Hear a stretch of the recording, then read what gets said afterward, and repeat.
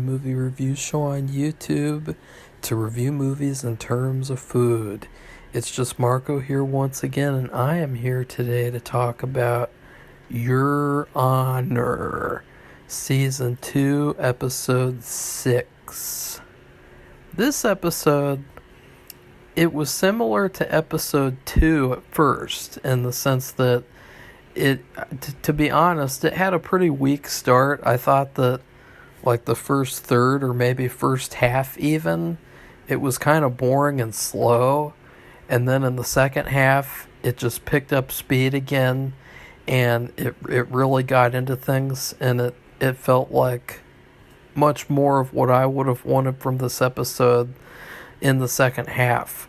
And for some reason, I think it's been like that for a lot of the episodes this season where, you know, even the past few episodes, the first half is like pretty slow and pretty like, I don't know, just kind of like casual. And then the second half is like really, really, you know, tense and intense, and faster. So I like this episode pretty much. I would say, if you just want to know my grade, because I think I used to value the grading of the episodes more than the actual discussing of the episodes. And I think that now I'm a little bit more concerned with like the discussion, because I think a lot of people get hung up on the grades, especially when we reviewed a certain show. People would just like hear the grade and then click off the video and pretend like everything else was invalid because of the grade that we would give whatever episode. I don't really care, but I just think that people would benefit more if they felt like the discussion was what I valued. So for starters, I would give this episode probably an A. Maybe an A minus. I mean, that with every episode, there are always a couple of things that stick out that are kind of stupid in terms of logic and reasoning.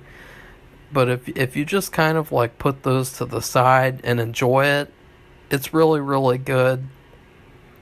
And if you don't think about it too much, even if you do think about it a little bit more, I thought that this episode in particular had some good subversive elements of like all the discussion of labeling and like what people are versus what people call them, and there were some interesting topics that they talked about, in particular with Jimmy and then Fia. So I kind of like that. I kind of like the depth to the episode in comparison to other episodes, like maybe episode 2 or what was the one with the party? The party was pretty. Yeah, episode 4. Yeah. Ugh. Episodes 2 and 4 were probably the weakest episodes of the season so far. But they were still pretty good. So anyways, I give it an A. I really like the second half for the most part. So now let's get into the discussion, because there were this episode was definitely laugh out loud at certain points, and every episode I'm excited now because I know that there will be some funny things to do with certain characters like Eugene, and this episode definitely had the funniest Eugene moments so far. Or I don't know, I don't think that anything can beat him teleporting from Texas to Louisiana overnight on someone's doorstep. Like I don't even think anything else in history could beat that of the show. Like if they continued and they did more, like I don't think anything can top that, because it was just so ridiculous and hilarious that, you know, she opens up the door, he's standing right there, and he's just like, yeah, what's up? I got your package. So anyways, for starters, there's this new character.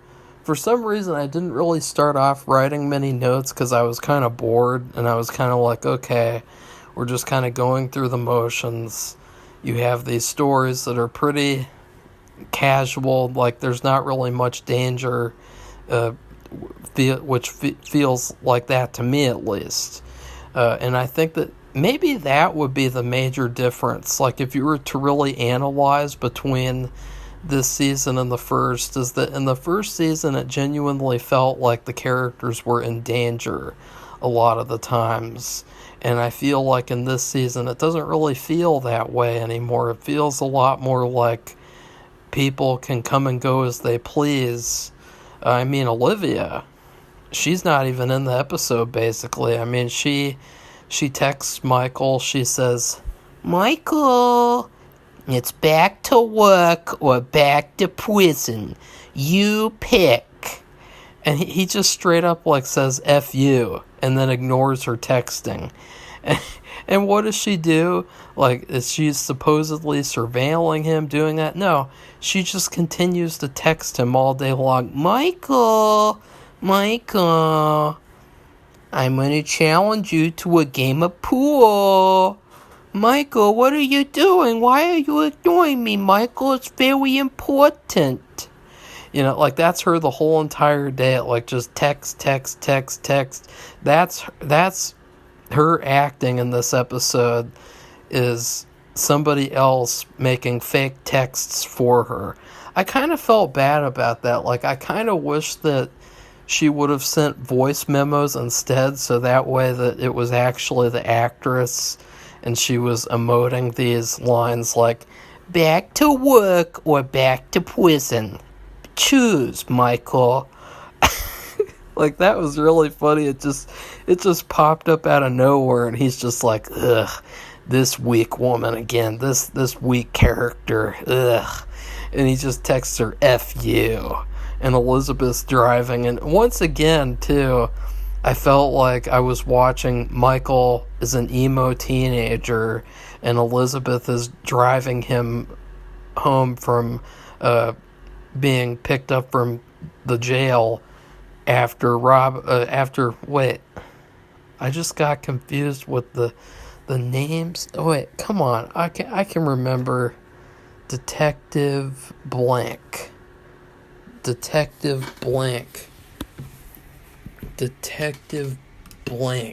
What's her name? Because she's a good character, so I want to make sure. And Charlie is not in this episode either, which was kind of shocking. I mean, this episode was really it was really mostly centered on the Robin sub-story that wasn't really... Okay, Nancy. Yeah, that's right, Nancy. I was surprised, though. This episode was... It felt almost like a new season. It felt like they completely changed plot course. And so Nancy questioned Michael a little bit, and she doesn't really get anywhere as usual, and he's being driven home like a teenager. In fact, they did that in the Ant-Man movie. In the new Ant-Man, he's driving his daughter home after she was in jail, and it was like the same type of scene. So I thought that was pretty funny. And what they do is they go to talk to, and a lot of this episode is Michael and Elizabeth is like the dynamic duo, and I really like them as a duo. Like, I could honestly just watch hours and hours of them going around questioning people. And Elizabeth, she just tears people to shreds, and now she's gotten to the point where she doesn't even have to be that loud about it. Like, she can just... At first she can play things off really nice and really just quietly, and then she'll just explode at certain points. And I'm like, you know what, Elizabeth, she's a Chad. She's the Chad from Charlie's Angels, not that other guy. She is. So they go to talk to this guy who is apparently having an affair with Robin. And the one thing that I will say about the episode that I bet that other people might be displeased with is that it kind of makes Robin look bad. Like, in a weird way. Like, she had an affair behind Michael's back. Her mom told her not to marry Michael because she said that, even she didn't have enough faith in her own daughter that she would marry him and be faithful. Like, that's pretty bad. Like, even though she's like a reporter trying to expose corruption or whatever evil going on, she's still like, I don't know, the way they made it seem this episode, they didn't really make her seem like a good person in comparison to the first season, where it kind of felt like she would, it was like a decent family. Like, they were a pretty normal family. Adam, him, and her, and now it's kind of like Adam and Michael were good, and Robin was kind of, she just quote unquote stayed there for Adam, like, as if any parent in their right mind would like really want to stay just because of Adam. Like, could you imagine if you were a person in a relationship who wanted to leave the other person and the only thing standing in your way of leaving was Adam? I mean, I would like open the door and run away like right then and there. Like, I'd be like, okay, Michael, you can have Adam and you can have everything else too. I don't want to be around Adam at all. He'll do stupid shit and he'll damn us all. So like, I really don't see like why everyone loved Adam so much, but they hate Michael. And they speak to Kenny, and Kenny is a new character. He probably won't be in any more shows though, and he was helping Robin out with this case involving this, what reminded me of the Dirty Harry sequel, Magnum Force, where there is an evil cult of cops going around killing bad guys and executing them, and they are like a fucking force of nature, and they're just killing all the bad guys everywhere. That's a pretty good movie, by the way. I would highly recommend it. They kind of took that, but it's just one guy. He's in the police force, and he was killing all these high-level gang members and executing them, and apparently he had something to do with Robin's death, and Kenny knew this other guy who knew about it. And it's also funny too, after seeing Ant-Man, where they had the whole thing with the affair, and this was another thing where like she had an affair with this guy, and it was just like, I don't know, I just find that weird that it was so similar to Ant-Man in that way. Like, I don't know, I kind of wish that she didn't have an affair. I kind of wish that she didn't, because didn't we, wasn't there like a better theory that like Robin was having an affair with Charlie or something? I don't know, that might have been better. I don't know, maybe I'm just worn out after this episode.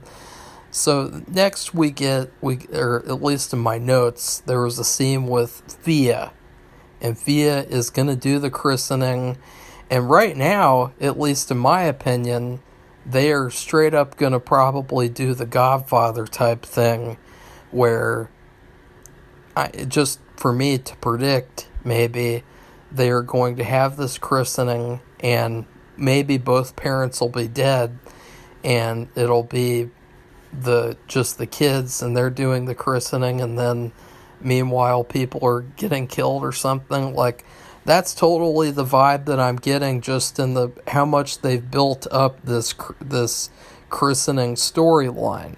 Like, this is not even like a B plot or a C plot.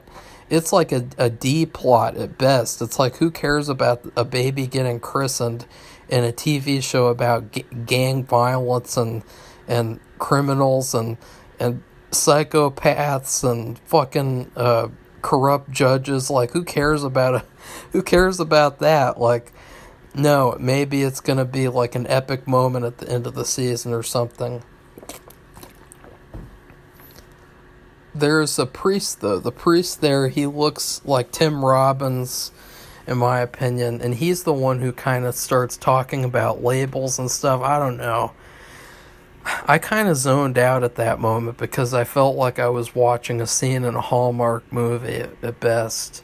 And so at this point, I was bored. I was kind of bored. I was like, even though Fia is there, and Fia is, she is just like, I don't know. I don't even know how to describe her anymore. She is like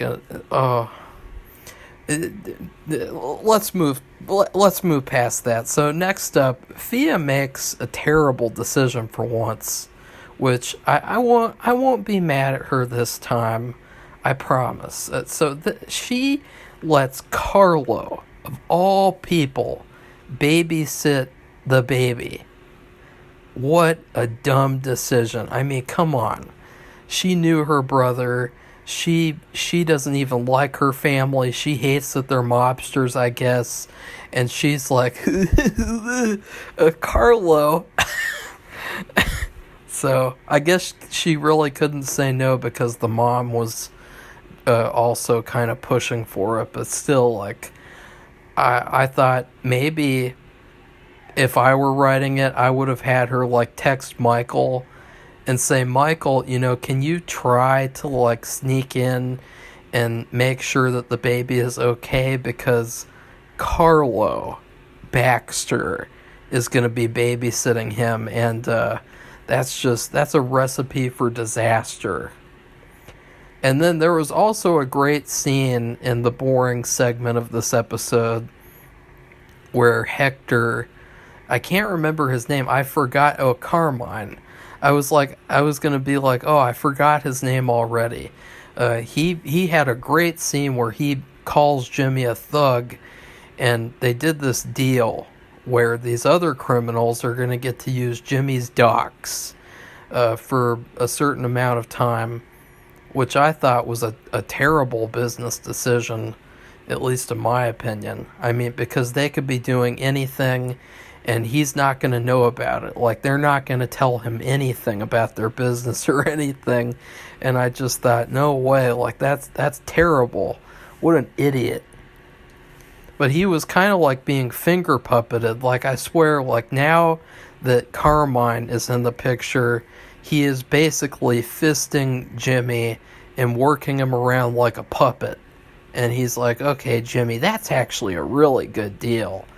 And then he has the scene where he's like, no, Jimmy, you're a thug just like me. And, when I was a kid, I used to have to steal all the candy. And this other guy, he wanted the candy, but he didn't think he was a thug. And I thought that was a great scene. That was definitely an A+ scene. And I was wondering, where is that going to lead? I really was like, this is a great scene, but I hope that it goes somewhere greater than this. Like, I really want Jimmy to get his hands dirty and do something, and thankfully, we'll see what happens later on in the episode.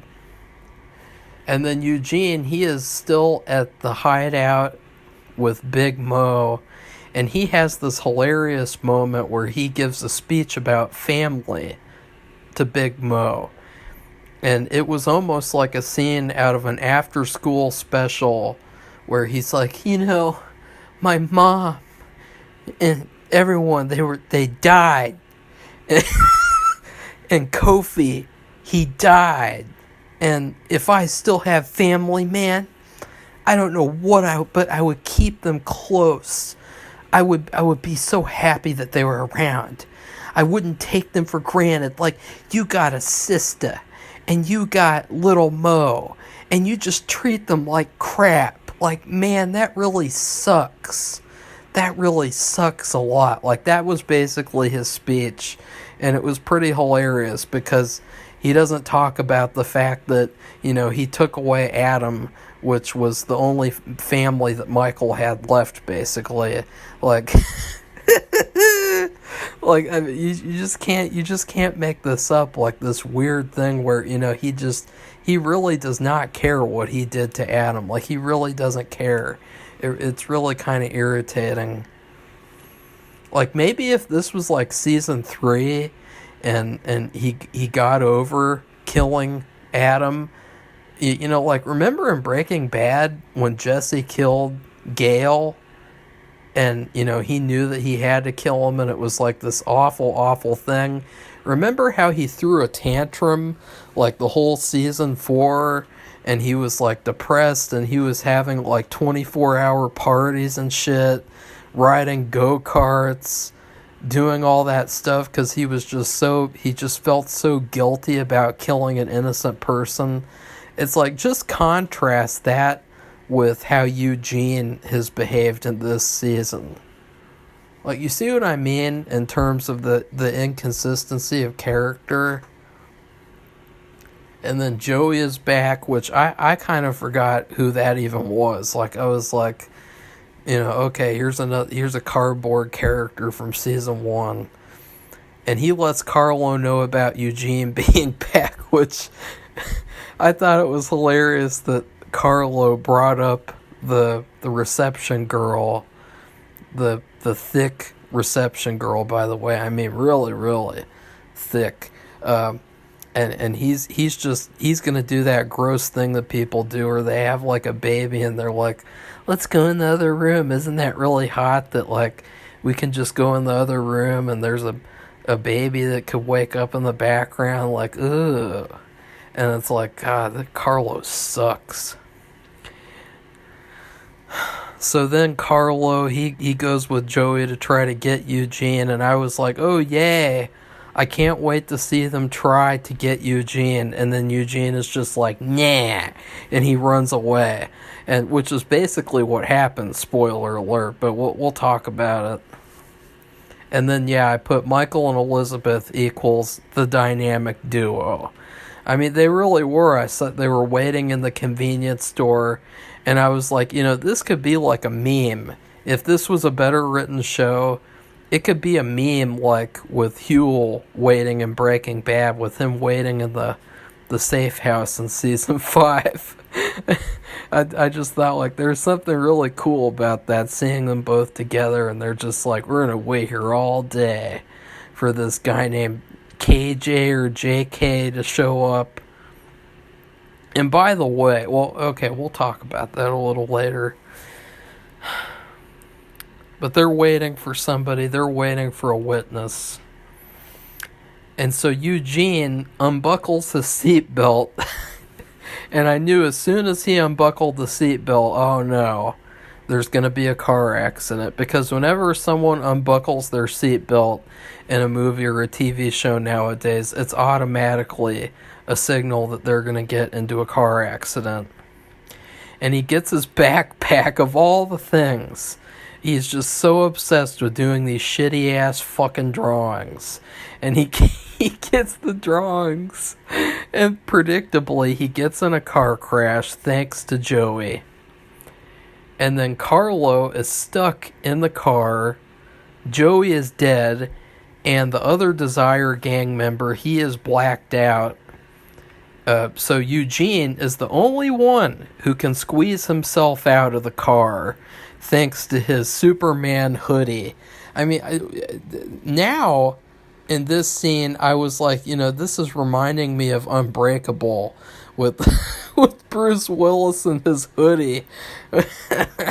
And so he gets out. He's the only one who can squeeze out. He's the only one who's basically unscathed, because he's got all the cheats on. Like he went to the menu in the video game and he turned on all the cheat codes and everything. He's basically not injured at all. His hoodie's barely damaged. Like he is untouchable. Like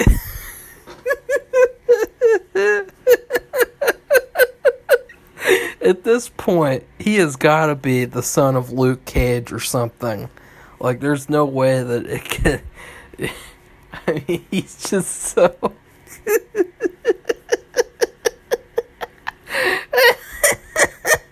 and and there's only one gun, and it's in the middle of the street, and so either Carlo and Eugene can get it, and of course Eugene is the one who picks it up, and he gives this big long speech. It's another one of those moments in a movie, a cliche moment where somebody has a gun, and instead of killing the other character, they talk for like 5 minutes. And Eugene says, "You killed Kofi, and your parents, they killed my family." And he doesn't even mention Adam at all. Like, he could have said, like, "And when I tried to kill you, I killed somebody that didn't do anything. And it really hurt me a lot, even though I didn't show it in any of these episodes." But no, it's like he does not care. And then I guess either he spares Carlo or he thinks that the cops are too close by. And of course he sneaks and slithers away and evades all law enforcement. And keep in mind, this, and it's funny that I said this while I was doing this part of the notes. I said, keep in mind, this is the same law enforcement with some sort of a secret Magnum Force character who assassinates organized crime. Like, how is he just able to just run rampant and just go wherever he wants without ever getting caught? And yeah, Olivia, not even in the episode. Neither is Charlie. And solving Robin's murder was like really, really, really easy. This is what they did. First off, they got the tip-off from Robin that something was up, that guy came forward, the guy who cheated with Robin. Then they went to him. He told them that there's this guy named KJ who knows the whole thing. Then they went to KJ to find out what was going on, and they had to wait for him. And then they found out who the killer was. Like, it was just that simple. Basically 2 or 3 people that they had to play like a telephone type of game with. I mean, it was basically the equivalent of a GTA side mission, or if even that. It was so easy to solve this murder that you'd think all the police had to do basically is just hire Michael and Elizabeth to do this for them, and it would have been solved in a day.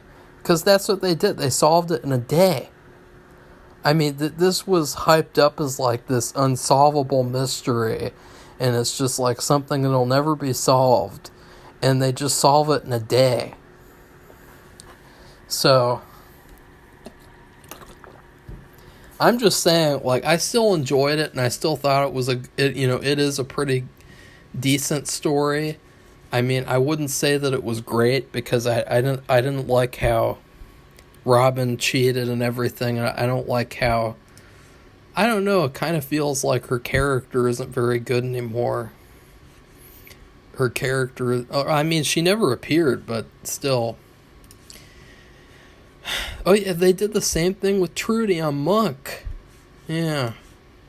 So it was a similar story to the Trudy Monk thing, which I didn't like that either, so. Next up, Eugene left his backpack and the drawings for the detectives and police to find, and I thought that was hilarious because he left them with that other guy who is now going to probably be questioned. I mean, they didn't show it, but just think about, if the detective who got the drawings, if he was a clean detective, just think about how much trouble he would be in. So I thought that was a shitty thing to do. Eugene didn't even think about, maybe I should go get the notebook. Oh yeah, he left his fingerprints all over the gun as well. And then, of course, we have another hilarious brief scene where Eugene, he is hiding behind a pillar at the bus stop, and he is literally hiding behind the pillar as if he is Batman in Batman Arkham Asylum, and he is taking cover behind this pillar. And there's a fantastic scene in the hospital where Carlo's in the hospital and Hector tells Jimmy to grow a pair, and he takes his right-hand man into this empty hospital room, and he almost beats him to death after he was like trying to tell him what to do too much. And it's like, I felt like that was the best scene of the whole episode, because it was something that should have happened in like season 1 episode 3. You know, it's like finally Jimmy is doing more than just stabbing a grapefruit. So I would give that an A+, that scene all by itself. And I was glad too, because like his right hand man really was like becoming the main guy. And so I was glad Jimmy, quote unquote, put him in his place. Although I have to question, like, he did that in the middle of a hospital in this random open room. Would you really be able to do that in real life? Like, would you like, even if you're like a high level gangster and you're in a crime family? I mean, that's another thing too. When they showed the hospital like hallways and everything, it looked like Halloween 2, where there's like nobody in the hospital at all. So I thought that was pretty weird. Still, it was good though. I don't want to complain too much about that. And then a young kid character we met for like 2 seconds died from snorting their baking soda surprise, because since they didn't buy the new drugs, they are still selling the bad old drugs that kill people. And they're like, oh, maybe if we put it with some baking soda and some evaporated milk, then people won't die. And they mix it and they make these little balloons, and at one point the little kid comes in and he swipes a balloon somehow and he died. I thought that was too bad, because that really wasn't emphasized very much, and I felt like it would have been better if it was emphasized a bit more. Because she's getting desperate, Big Mo. She is really getting desperate. And Eugene, he is waiting in line for the bus. Nobody questions the blood that is coming out of his forehead or his nose, and his hoodie looking like it has all these marks, like he was in an accident or a fire or something. I mean, it reminded me of video game cutscenes where your character's appearance isn't questioned and it doesn't matter, no matter how ridiculous it is. You know, like in video games when you get brutally damaged and everything, and then you just jump into a cutscene and all the characters, they all act like it's totally normal. Like, that's what it reminded me of. But there is a very big and awesome twist where Eugene, out of nowhere, he is shot by the Magnum Force detective. And I don't think that he killed him, though. I mean, the way that it looked like the shot was too high up and it just shot him in the shoulder. So I might be wrong, though. I mean, if he did kill him there, that's pretty surprising, since it definitely didn't feel like that would happen. I don't know, though. Like, that was really pretty. I was like, oh, wow, cool.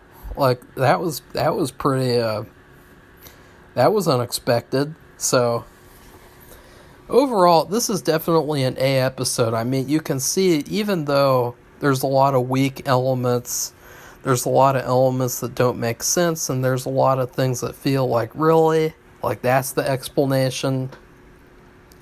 It still felt like a really good episode of the show. I mean, it feels so much more consistent than season 1 in terms of how, I don't know, it feels like a better show. Like, it feels like if this was the show that I was watching in season 1, then I wouldn't have given the episodes the grades that I did. Like, or I don't know, like maybe if the writing was different, I don't know. Because it still is kind of missing the feel that season 1 had in terms of the courtroom scenes and everything.